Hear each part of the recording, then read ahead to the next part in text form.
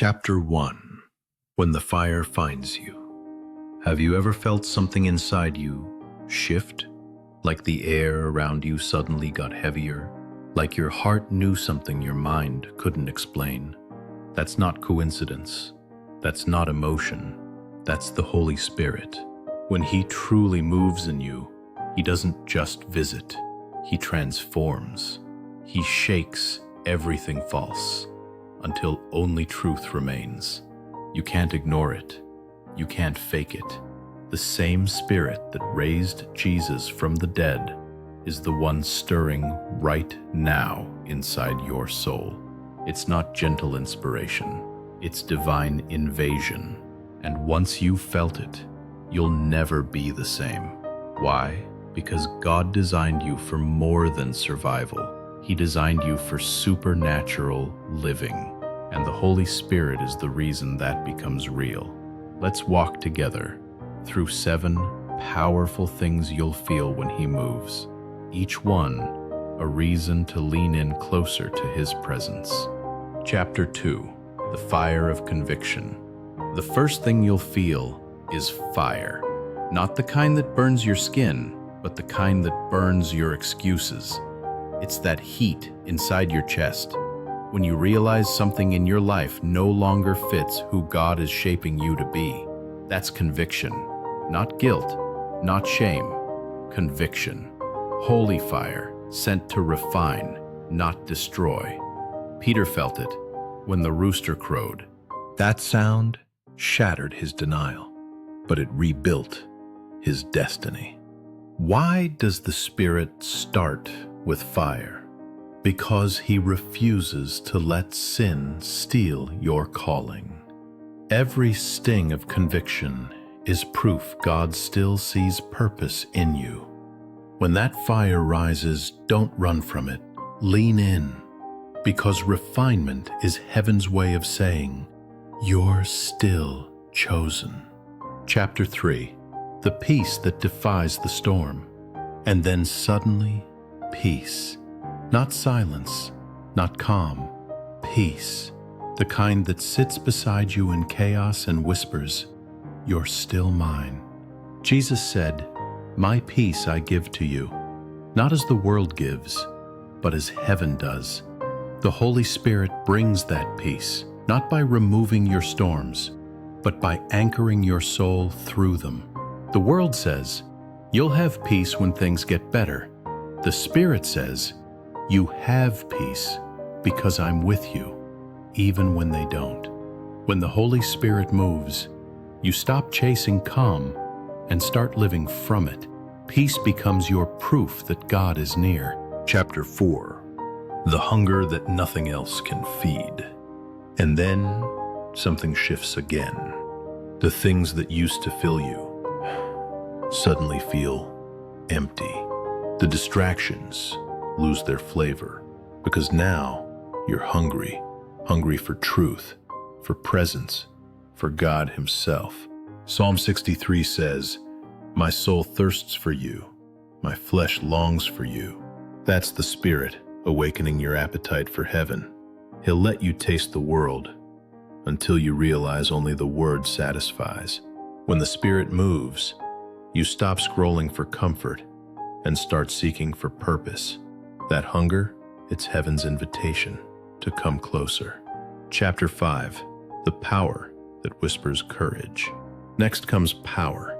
Not noise, not hype, but quiet, unstoppable power. The kind that makes you stand when you want to run. Acts 1:8 says, you will receive power when the Holy Spirit comes upon you. That power changes how you walk, how you speak, how you believe. It's not about being loud. It's about being sure. The Holy Spirit gives courage in whispers, not shouts, because courage built in silence cannot be shaken by noise. When He moves, you stop living like a victim and start walking like someone sent on a mission. Weakness isn't your ending. It's God's entry point. Chapter 6. The love that doesn't make sense.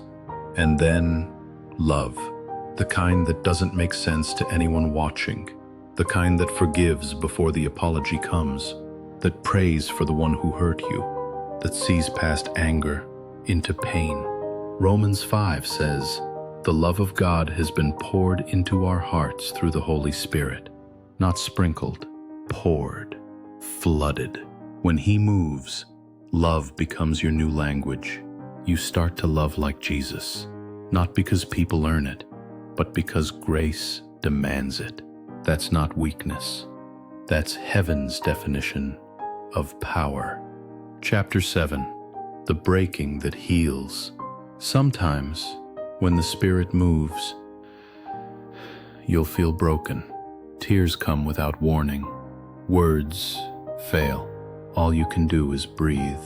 Don't resist that moment. That's God's surgery, without anesthesia. He's cutting away what's infected to heal what's divine.